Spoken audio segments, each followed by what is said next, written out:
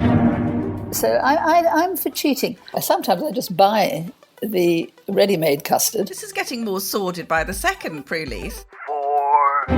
Nerve tag. We're being governed by acronyms, Liam. Nerve tag. 3. We would be far better injecting the 20-year-olds who might actually contribute to society rather than us oldies. 2. We've never played Monopoly, have we? It gets very ugly. There have been instances when the board has been thrown into the air. 1. We have liftoff. Welcome once again to this special Christmas edition of Planet Normal, the Telegraph podcast with Allison Pearson. Hello? And me, Liam Halligan. Cancelling Christmas would be inhuman, said Boris Johnson. 10 out of 10, Prime Minister. Yet instead of our promised 5-day, 3-household frolicking, the Christmas we were holding out for, there's just a 24-hour window of festivities. And millions of us will spend the big day alone, forbidden to travel from the most restrictive tiers to meet with friends and relatives elsewhere. As the Brexit talks come to a head, the culmination of 4 years of finger-pointing and bickering, of high politics and low diplomacy, the whole shebang's being overshadowed by COVID Christmas madness. For there's a new mutated virus, which saw Emmanuel Macron close cross-channel borders, even though this new COVID strain's actually been around for months. A small saving grace, Allison, is this, our Christmas Eve voyage to Planet Normal. Just one more sleep until Santa. What are you hoping for in your stocking? Well, I'm struggling to get my antlers over my headphones, so that's just a small technical difficulty. But we have got this is an Nadolig Llawen. That's Happy Christmas in Welsh, a Santa, which my mum sent me. So I've got on my bell. Do you want to hear the bell? Here we go. Christmas bell. She's finally lost it. I have finally lost it. Who can blame me? It's been as we know, it's been another serene, evidence-based week on planet Earth. As you said in your introduction, we've had this mutation in the COVID virus and nerve tag. We're being governed by acronyms, Liam. Nerve tag. I mean, who made... People are taking our money. They're paid to come up with absolutely contorted acronyms like the new and emerging respiratory virus threats advisory exactly. Group. Nerve tag. Nerve tag. I don't know why we laugh. It's hysterical. Anyway, nerve tag have basically said that this virus, which actually has been around for quite some time, but they're saying that it's 70% more transmissible, 70% more than what. But so Boris had said we were going to have this 5 days of Christmas and everybody had made their plans based around that. And then on Saturday at 4:00, that was all off. And we were allowed to have 1 day so people couldn't travel. And guess what, Liam? What happens to the population of London if you tell them at 4:00 that at midnight they won't be allowed to go and see their families at Christmas? Predictably, They scarper, including my daughter and various of her friends. And this is the little irony, Liam.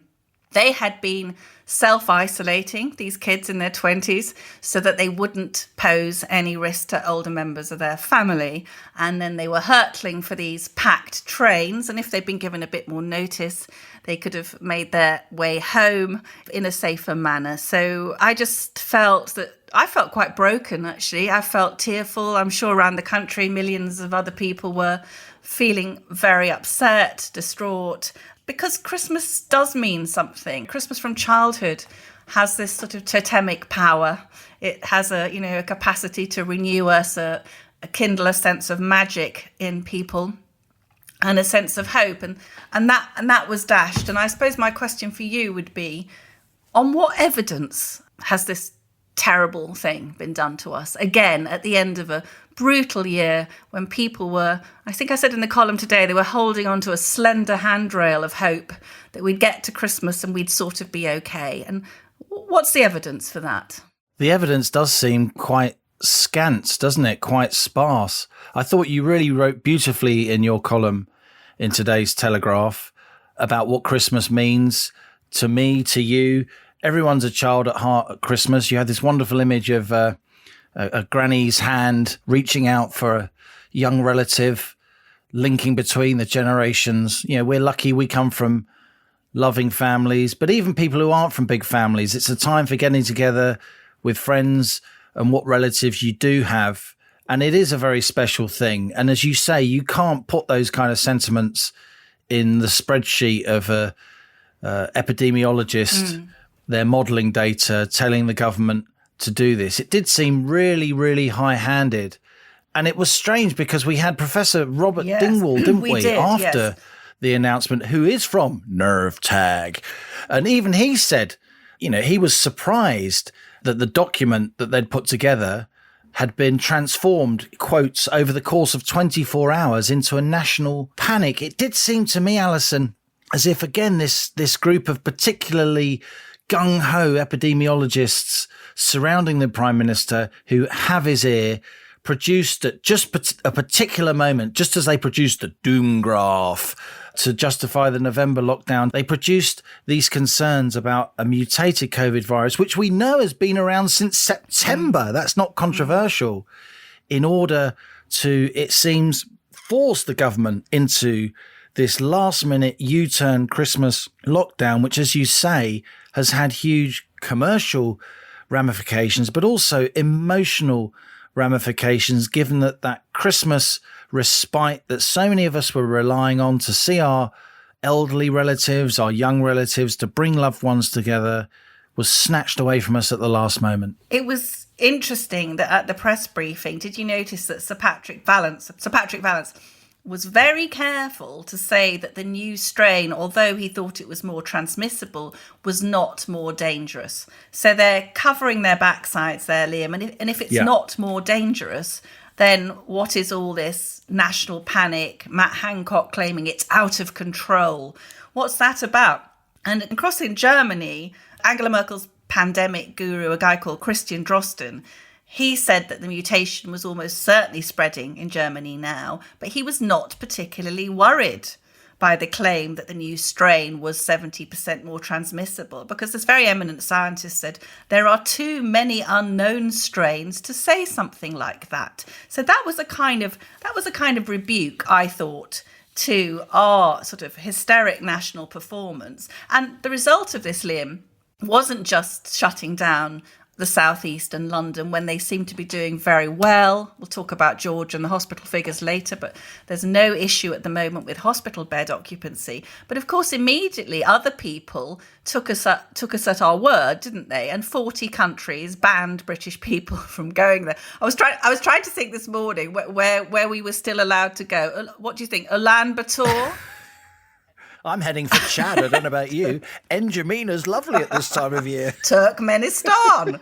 I mean, you literally think all these countries. And apparently the reaction throughout Europe was, I think they think, have the Brits lost it? You made the point to me, didn't you, that we do more genome sequencing than some of these other countries. So they've got it as well, but they just aren't as up to speed. Is that right? Our genome sequencing procedures and scientists are world class. We are among the very best in the field at detecting these viruses. It may be that we're being punished for simply identifying the virus in a more sort of concrete and formal way than other countries. Of course, some countries took the sensible route and for a while banned some forms of travel to the UK, but without banning freight and lorries, given that lorry drivers live in their cabs most of the time, microwaving their suppers. But of course, Emmanuel Macron, the pocket Napoleon, couldn't resist, complete ban instantly on lorries. Let's see the lorry parks. Let's see all the people queuing in Kent. Let's get Brexit-related chaos on the front of the nation's front pages, knowing the BBC will go into uber Brexit chaos mode just as a taste in the middle of these negotiations. That was nothing to do with Brexit. It was all to do with his own overreaction to our identification of a mutated virus that everybody already knew was there. And the Commission and the other EU nations have rightly chided him, and he's had to do a U-turn. I think a lot of this focus on the mutated virus is yet again an over-focus on cases rather than hospitalizations, ICU usage, intensive care unit, and indeed deaths. I'm looking, Allison, as I do every day, at the ONS COVID dashboard, and I'm looking at deaths. And since late November, data is incomplete and it will be updated. But the 7-day moving average is on a downward trajectory still, and that's what counts. And we've never been able to have a proper conversation, have we? No. A national conversation about the idea that actually, if more of us have had COVID and deaths are controlled and falling, isn't that good? It is good. It is good. Isn't that good? And that's the problem, because, again, all this focus has been on cases of COVID rather than the outcomes that really matter, hospitalizations and deaths. And before we get on to talking about what games we're going to be playing tomorrow and what your favourite Cruelty Street is, Toffee Finger, let's hear from George, because I know George has been telling you again the NHS England data relating to COVID. What's George's latest missive? Well, I said to George, not his real name, that Grant Shapps had just said that in the southeast, 50% of all hospital beds are occupied by COVID patients. And George came back, no, the southeast has passed the April peak. That's because it's winter, Liam. So in winter, you've got more of these infections than in spring. But overall, the number of COVID patients only represents about 1 in 5 of all occupied beds. That's a quote from George, yeah? That's a quote from George. There are 2 hospitals in the southeast and 1 in London, which are approaching 50% COVID occupancy, but the rest are nowhere near that level. Now, this is the critical thing, and this is what a lot of people are picking up on now. Nosocomial infections, that's my word of the year, Halligan. Oh, God, I couldn't even say it, let alone understand it. It's taken me 9 months to be able to say it. It's a bit like a nosocomial. It's like, of course you can, Malcolm. It's a sort of... Oh, yeah, Vicks Sinex nasal spray. Oh, Mum, I can't do my exams with a blocked up nose. Of course you can, Malcolm. So nosocomial infections, that's hospital-acquired infections, have been now at a consistent level of 20 to 25% in the southeast since early October. So let's spell that out, Liam. A quarter of all those hospital admissions you see on the news every night, they are actually got in hospital. We know, don't we, that there have been 60 to 65,000 excess deaths so far this year, many of which will be due solely to COVID. Lots of others will be antagonised partly with COVID, linked to COVID. This disease is clearly ghastly. It's clearly deadly. The question is, does the fatality rate of COVID, does its deadliness, which is nothing like Ebola or something like that, or smallpox, nothing, a tiny percentage compared, does it warrant locking down the whole economy? Does it warrant completely upending our way of life? And you and I would say, while stressing the need to deal with COVID in a responsible way, to take precautions, certainly to shield the elderly and other people with comorbidities and vulnerabilities, we would say, wouldn't we, that we need a much more age-segregated approach, a more moderate, a more balanced approach. And we would both say, having put a huge effort in over the years in general, investigating what governments do, but in particular over recent months, analysing the response to COVID, talking to political, medical, academic insiders, as we both have been, you in particular with your superb contacts you've developed within the NHS, we would say that we think there should be a more balanced approach, and we think the politicians are being scared into and almost forced into increasingly extreme responses to what is a serious situation, but should be managed in a more moderate and balanced way. I think that's what we both believe, right? Absolutely, that's what we believe. And I noticed this week, this is your area, but UK borrowing rose to a mere 31.6 billion. In a month. That's usually an annual number, something like that, for a deficit. We'll talk about monopoly money later, but it really is. And I think we had to, let's pause for a moment to savour the irony of blessed Rishi Sunak telling us that we all had to rush out and spend all the money that we've stashed away during lockdown. And then the very next day. What happened, Liam? Tell us what happened. The very next day, everyone was in tier 4. Shops are shut.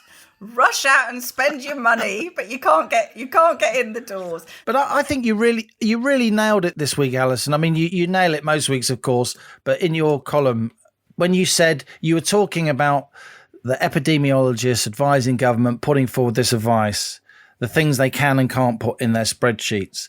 You said, what about the risk of psychological harm to people already at the end of their tether? What about the helpless sense of hopelessness? Which modeler can weigh the value of the healing pleasure of laughter over silly cracker mottos or the ancient antagonisms of Monopoly? So I want to ask you, Alison, right? We've never played Monopoly, have we? That's just as well. There is no chance of me ever playing Monopoly with you because you've got form and you've got reputation. It gets very ugly. There have been instances when the board has been thrown into the air. The family now, it's absolutely no go because mummy's a complete nightmare. I mean, if I don't get Park Lane, it's downhill from there, really. I learnt to play Monopoly during endless childhood summers in Ireland, like a lot of London Irish people. You're sent back to the old country during the summer holidays so you don't get into trouble. That was the way in the 70s and 80s. And my Irish cousins taught me very quickly. I don't know if this is Irish Monopoly, but it's certainly how it's played in County Mayo, where I spent those lovely days. Basically, the first thing you got to do in Irish Monopoly is you got to do a deal with the banker and you buy the jail. Right? And once you've bought the jail, you can then extort people because then they have to bribe their way out of jail, and they can bribe you in kind or with cash. No wonder you grew up to be the leading economics correspondent that you are, with that kind of... I think that should be incorporated into the entire British Isles one. You know, what I did was as a special Christmas thing, you've probably heard of Dr. Claire Craig at Liam. Of course, yeah. She's been very, very active on Twitter, real staunch commentary on the COVID crisis. Extraordinary pathologist with a real eye for detail in the data. And I said to Claire, could she give Planet Normal some ideas of the actual Christmas dangers? You know, because we're all told, going back to the family, oh my God, you're going to kill Granny. That's what we've been told, haven't we? Yeah. So Claire did us a very funny, risky little Christmas list. Just to give you some idea, Liam, the risk of someone in their 80s dying at some point in December or January is 233 in 100,000, all right? The peak risk per day of dying over Christmas period for someone over 80 is 5 in 100,000. Now, going down the list, we've got the risk of your house having a house fire caused by candles at Christmas. That is 3.6 in 100,000. The risk of getting food poisoning from the turkey is 3.5 per 100,000. Ban turkeys, ban candles. Candles, turkeys, all banned. And this I really like this one. Risk of an A&E attendance for an accident with the tree. That's 1.5 per 100,000. That's my husband, who always leaves putting the fairy on the top to the last minute when we've had a few drinks. Perched on the arm of the sofa, trying to land this angel. Docking the space station. But this now, I think this is really interesting. So the chance of someone asymptomatic with COVID killing Granny if she's in her 80s over Christmas is 0.56 risk per 100,000. So that's about a third of the risk of injuring yourself putting the fairy on the tree. It is, and it's almost directly comparable with 0.53 per 100,000, which is A&E attendance for an accident with the lights. So... What's the percentage playing Monopoly with you per 100,000? That's like 99,000. That's going to be 99.8 thousand. That's going to be A&E admission, practically guaranteed. It begins as a love story. Couples who meet as young activists, bonded in a fight against injustice. We seem to have similar outlooks in life. He often made me feel very special. It felt like we were in love. I remember it being quite magical. As far as I was concerned, we had a future together. I fully did envisage my future with him. But then, he starts acting strangely. Suddenly there were secrets and there were inconsistencies and there were things that didn't make sense. Then one day, he leaves. I came home from work and I realised immediately that he'd gone. Vanishes without a trace. And the reason why these men disappear is so disturbing, it's led to a formal apology from the state. I never for a moment thought that it would be what it actually turned out to be. This is Bed of Lies, the true story of one of the biggest scandals in recent British history, and the latest podcast from the Telegraph. Talk about the Stasi in East Germany. That's not how we understand our society. A tale that travels from the safety of a loving bedroom to the very heart of the law. Search for Bed of Lies wherever you're listening to this.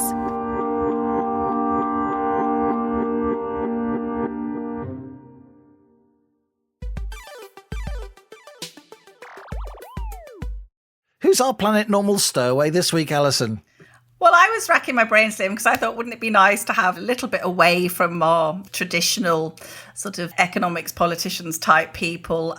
And someone I absolutely adore is Prue Leith. People will know Prue, obviously, from having taken the Mary Berry slot on Great British Bake Off. In fact, she has a very distinguished history, Liam, as you'll know. Came over to the UK in 1960, set up the famous Leith's restaurant. So she had her own restaurant by the time she was 29. She's also been tremendously campaigning for getting good food. I remember an early effort to get good food onto British Rail, bless her. And more recently, she's been, I know. Congealed egg sandwiches, my God. The closest I've come to death was an egg mayonnaise sandwich on British Rail. But Prue has been campaigning more recently, and she's working with the government on improving hospital food. And trust me, if anyone can pull off that miracle, it's this rather extraordinary 80-year-old. Can you believe it? Wow. And she's still ambitious. She's 80 and she's still ambitious. So I began by teasing her about the fact that she wasn't yet a dame. You're not a dame yet, are you? When are you going to be a dame? I don't, darling, you have to write in and tell them that you think I should be a dame. Listen, I've got a good track record of getting damehoods, missus. So. Oh, right. Oh, well, please, have a go for me. I mean, I'd absolutely love to be a dame. People always pretend, I haven't even thought of it. I used to have ambitions to be in the House of Lords because I always thought I'd be, I could go on being sort of semi-political and, fix things if I could be in the House of Lords. And so I applied, by the People's Peers route. Yes. And I got put on a shortlist and I had an interview. And then they wrote kindly to me and said, we don't quite need your skills at the moment. We haven't room for you, but we really think you'll be wonderful.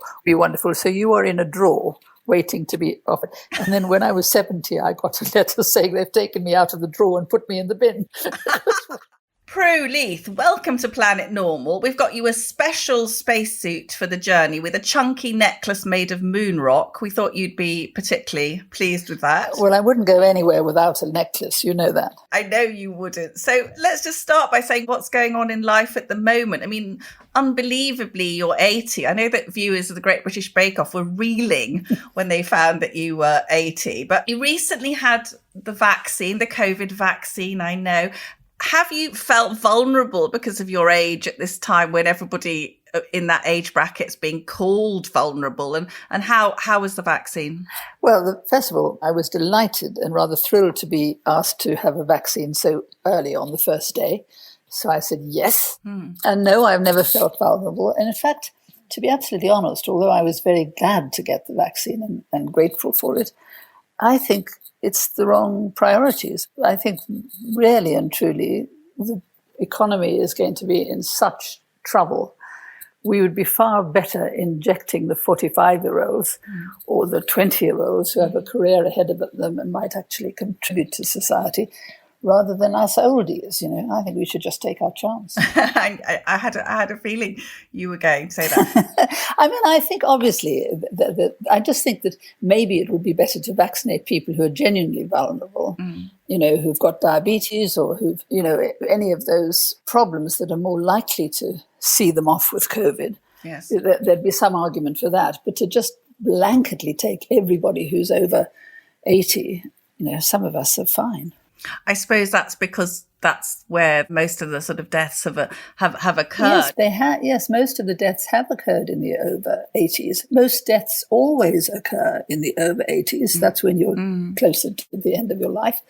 And also, if you look carefully at those figures, most of those people had underlying health problems. If you put it really brutally, if you're sitting in a boat and you can only save two people, one is a 30-year-old with young children and running a business, and one is their great-grandmother who is 82, which one are you going to save? If you're thinking about society, you want to save the person who's got a life ahead of them, not the person who's had a life and in my case, had a great life. Anyway, I'll get into trouble for saying all that, I'm sure, but there we are. Well, government has become obsessed with this safetyism, they call it, hasn't it? That there must be no death. And you obviously started out your great career in restaurants, and that's a sector that's just been hit appallingly, isn't it? Absolutely, dreadfully. And I do really feel for the hospitality sector. And I don't know what I would do if I had a business today. I would be so distressed. I mean, I employed 500 people, and I just think those 500 people would not be working. It is devastating to the economy. But you know what? The great thing about chefs and restaurateurs generally is they are very creative people and very energetic. And the hospitality sector will definitely recover because people want to eat out. You know, hairdressers and cooks will never actually starve. If you look what cooks are doing at the moment, or chefs, almost every one of them that I know has gone into doing takeaways or running little businesses, delivering food or something. Their instinct is to work, and they will find a way to do it. But of course, there will be lots of businesses that are just devastated by it, and it's horrible. Yes. So you were filming Great British Bake Off in COVID-secure conditions. Tell me you weren't stuck sharing a bathroom with Paul Hollywood. Just reassure us, Prue, on that score. I wasn't sure. In fact, I was rather nervous when I realised what we were going to do, that I was going to be stuck in a bubble with three men, Matt Lucas, yes, Noel Fielding, and Paul Hollywood, not one of which is a true grown-up.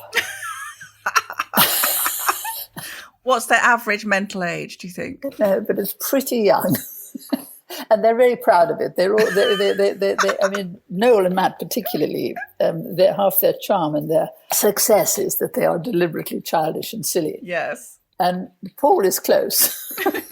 He's a very interesting mixture, Paul, because he's so lovely. But what he's really nuts about is fast cars, sport, and fairy cakes. I mean, it's wonderful. It's such a sort of contrast, isn't it? Anyway, I was a bit nervous about going into a bubble with that lot.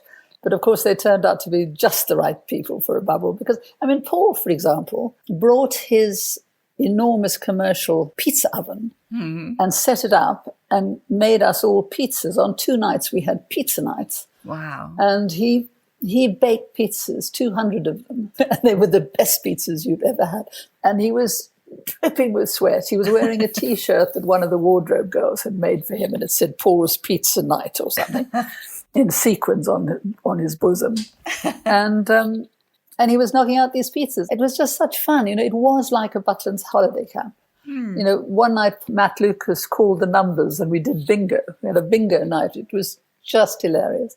And we had movies and we had tennis tournament going on and rounders and football. And, you know, oldies like me could just sit there with a drink in hand on the lawn in a heat wave watching the young run around. It was a heat wave, wasn't it? I mean, those poor people in the tent. Oh, my goodness. I mean, you know. I know. This year I was really rooting for Hermine, that fabulous French baker. She's so lovely, isn't she? Lovely. Came unstuck in Patisserie Week of all weeks. I know. And there was an outcry when she was eliminated in the semi-final. Do you ever look back and think maybe we got that wrong? No, because, you know, the thing is, it's really easy for us, but it's difficult for the public to understand. They forget that the rules of Bake Off are that we judge what we've tasted that day. Yeah.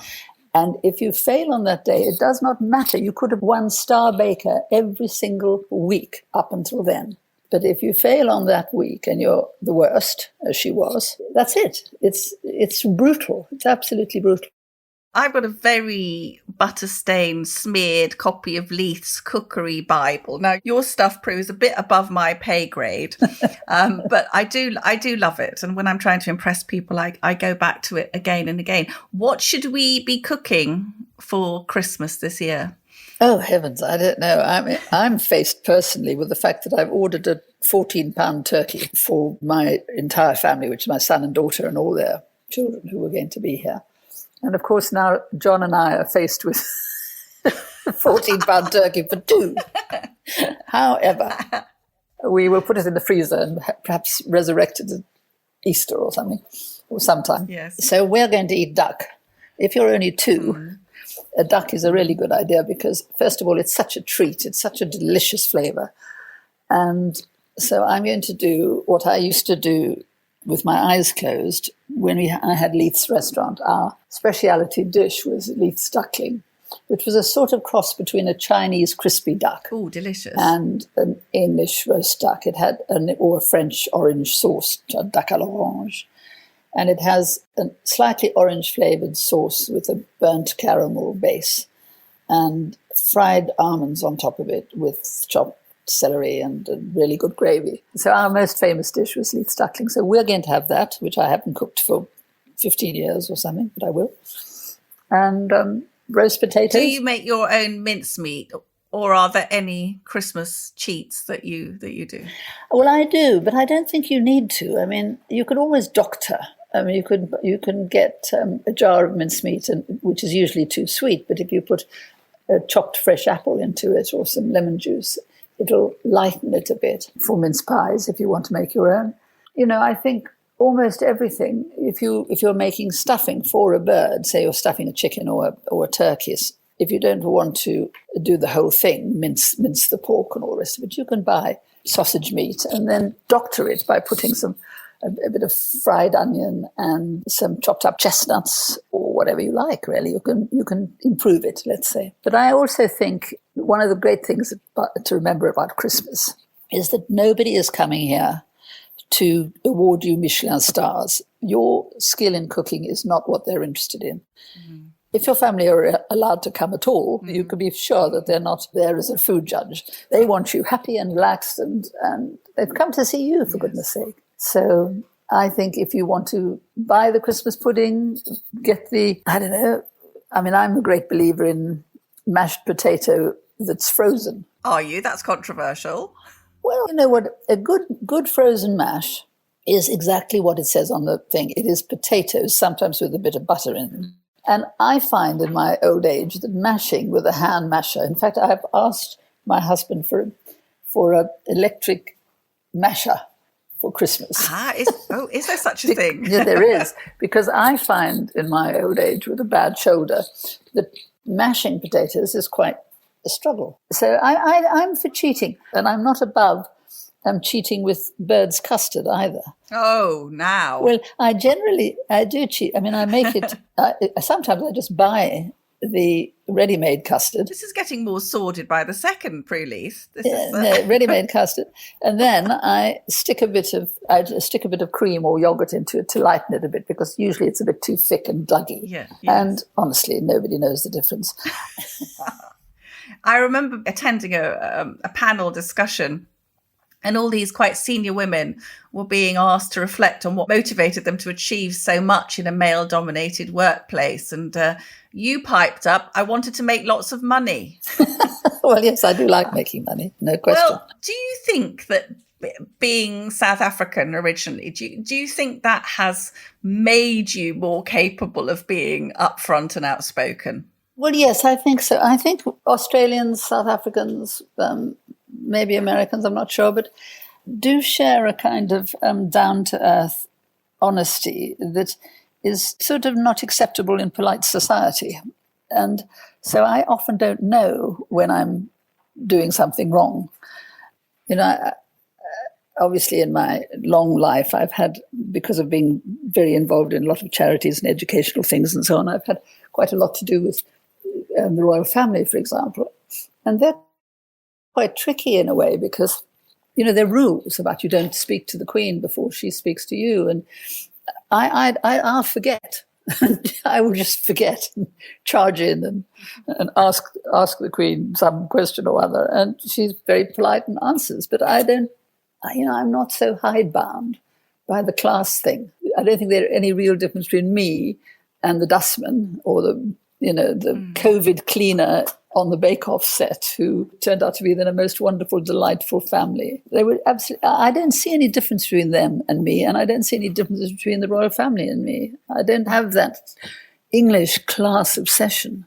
I think that's probably been just hugely helpful to your success here. You've been a very prominent campaigner in trying to improve British food. I mean, you arrived here in 1960. I mean, I was growing up, I was a child in the 60s, and, you know, the food was just awful, wasn't it? In fact, I think I remember you taking on the poison chalice of British rail food and also hospital food, which, given the kind of pandemic, you know, good hospital food and good food in general should be more important than ever. I mean, do you think there's any government commitment to that?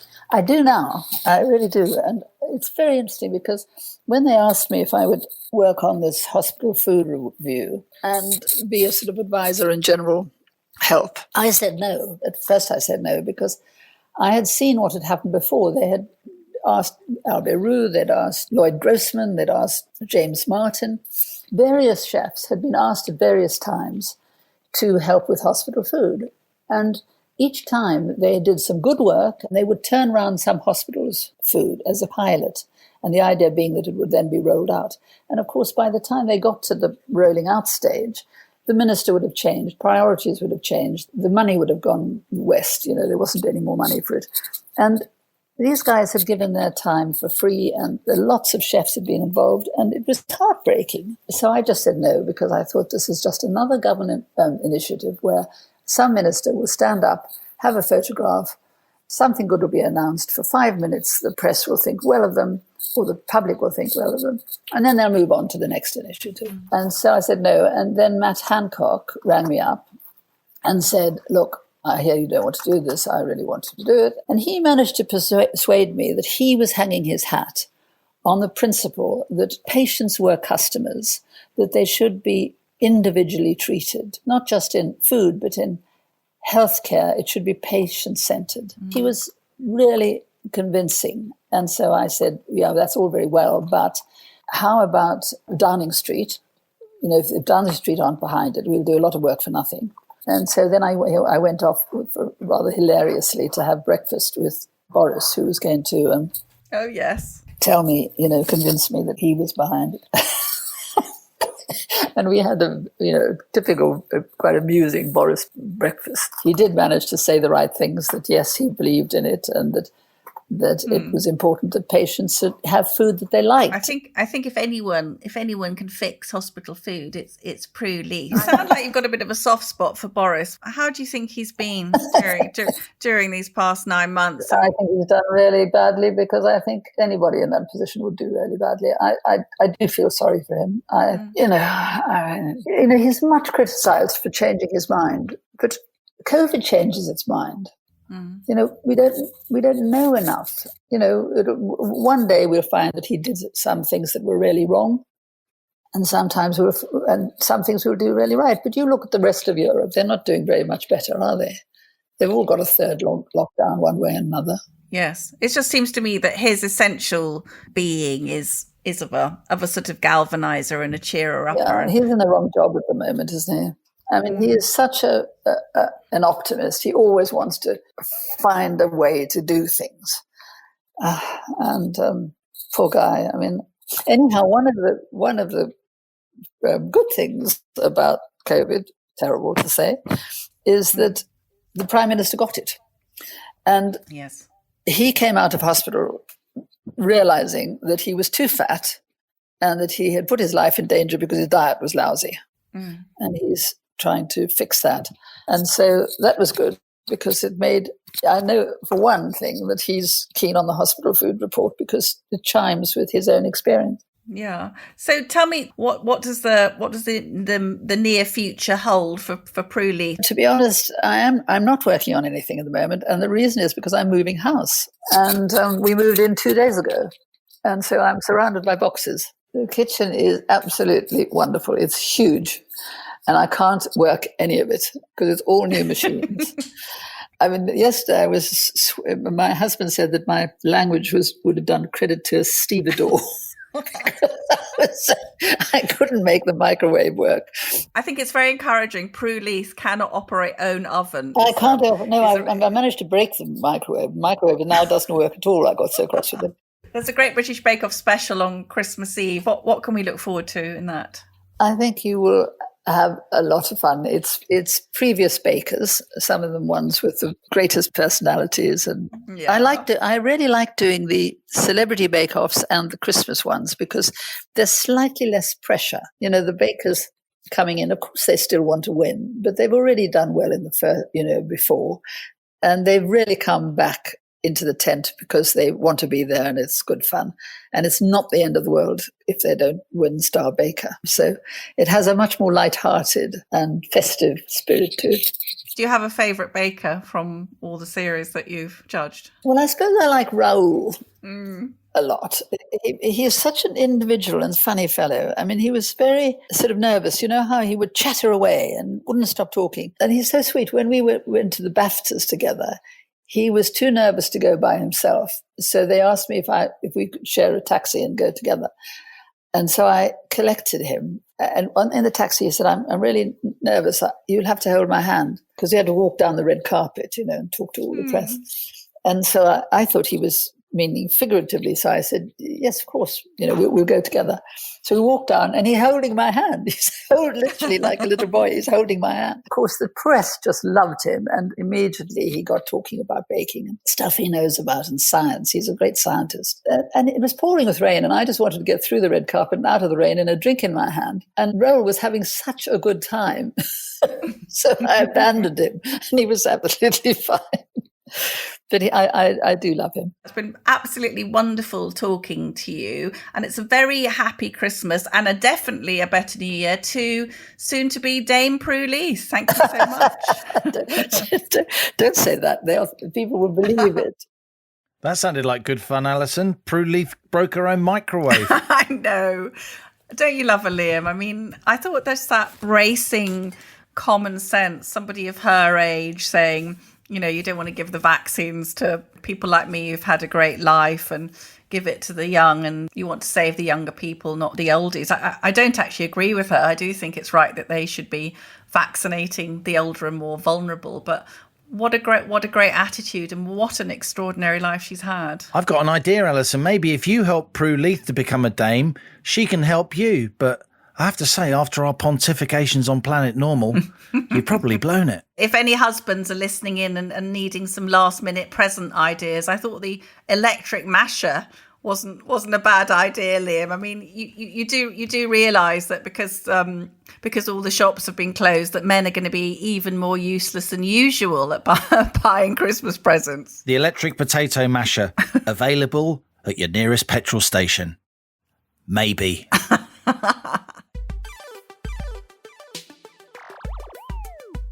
So on to our reader emails, a selection of the messages that you, our listeners, send to us at planetnormal@telegraph.co.uk. For Liam and I, this is the main reason we record Planet Normal each week, because of the remarkable feedback we get and what we learn from you, our fellow citizens of Planet Normal. Here's one that caught my eye this week. Liam, you'll remember that Robert Styler was able to go into the care home and have a reunion with his beloved wife, Josephine. Hey. And you wrote about it in the paper today. Well done you. I did. And listeners have been so moved by their story. And Christopher writes, wonderful news. Every time you mention their names, my wife and I teared up because of how lovely they are and how evil the handling of them and countless thousands of others has been. Thanks for banging on about it. If anyone hasn't tuned into Planet Normal yet, you must catch up on the back issues. Truly a small window of sunshine in this ongoing ice age. Thank you, Christopher. This is from Duncan, Allison and Liam, and he singles you out in particular, Allison, for this one. Velmatastic. Thank you for pushing the politicians hard and constantly to justify what they're doing. It seems to me you're the model of what journalists should be. I have a PhD in applied physics, haven't we all? I also spent 20 years as a scientist and teacher, says Duncan. I'm used to analysing scientific claims, and I just want to say I'm not hearing anything from the government that convinces me that justifies this latest increase in lockdown rules. Yet again, isolated bits of information cannot be used to put forward such an impactful strategy. I'm concerned about the lack of realistic modelling data, and then there's the continued lack of context. Are hospital beds actually under pressure? Any more pressure than normal? There have been roughly 65,000 excess deaths in the UK, says Duncan, and many of them could have been caused by COVID. We should acknowledge something bad is happening, but it doesn't immediately follow we should lock down the whole country, send a significant proportion of the population into lonely oblivion, and condemn countless children to a likely future without their mother due to a lack of testing for breast cancer. This might be the single thing, says Duncan, that makes me most angry. There seems to be some lack of collective intellectual rigour that struck our government and our society. My best wishes to my fellow planet normal citizens. What a fantastic email from Duncan. I think really summing up all our concerns and paying tribute to co-pilot Halligan, to Velmatastic, who doesn't have a PhD in applied physics, but nevertheless has struggled. It's only a matter of time. Perhaps retaking the maths O-level. Who knows? I'm on a bit of a roll now. This is a great email which sums up a lot of the year as well. This is from Dorothy. My husband died at the end of May. I was unable to visit him for 8 weeks before that. Only 16 at the funeral.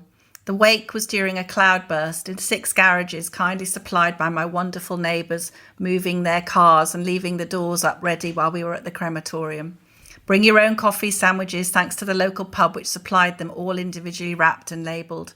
My family begged me to join them for Christmas, but I said no thank you. Grandchildren 119 and 120, third year uni. They have had a far worse time than I have. No A-levels, very few face-to-face lectures, no friends to see, part-time jobs impossible, university fees and rent for housing to find. Now they are both at home and in tier 4. I am here alone, tree lights on, presents, many Amazon unwrapped, my crib all ready, empty manger until very late on the 24th. The Christ child will be lifted from his annual lurking among table mats and salt and pepper in the top drawer and placed in the manger. I have many happy memories, but this is my first Christmas in 86 I have been alone. I'm due to receive my second COVID vaccination on January the 4th.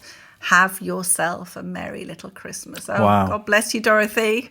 And everybody like Dorothy, many who will be spending this Christmas alone, but we'll all be with you in spirit. And I know it looks like we're getting into lockdown again, Liam, from Boxing Day. But as Robert Styler said when he told us about his reunion with Josephine, he said, looking forward to the mass prison breakout in 2021. I'll raise a glass of mulled wine to our mass prison breakout. Well said, Robert and Dorothy. We're going to close down Dick and Harry and put all the work into Tom, as in The Great Escape. Yes. Dickie Attenborough. Yes. How about, before we go on, we listen to some 15 seconds of fame. Last week we asked you to ring 07867 162 170 and leave a 15-second message why you like Planet Normal and which policy you'd like Boris Johnson's government to adopt in 2021. Here's a selection.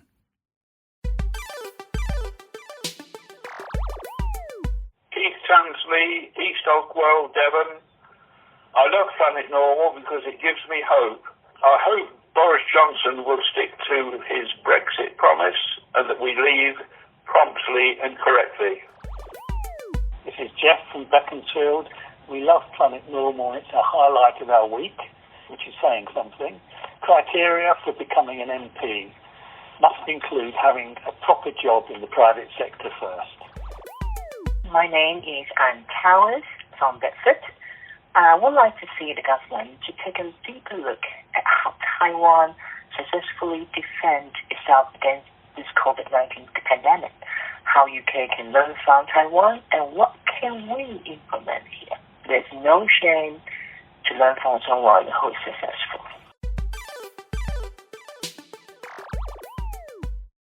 I thought they were fantastic, Allison.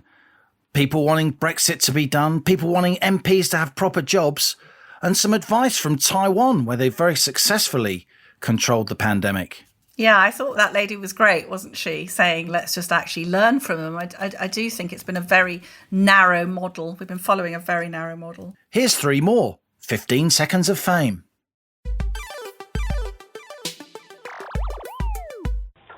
listen to Planet Normal to escape the madness of planet Earth. Please may I have a one-way ticket for my next trip. There's an overwhelming need and clear justification to restore our civil liberties. Bring back personal freedom and responsibility. Brought by Elizabeth Reed Chichester. Hello, this is Hilary from Uckfield, East Sussex. I love Planet Normal because it's such a breath of common sense. So good to know that others are thinking the same way.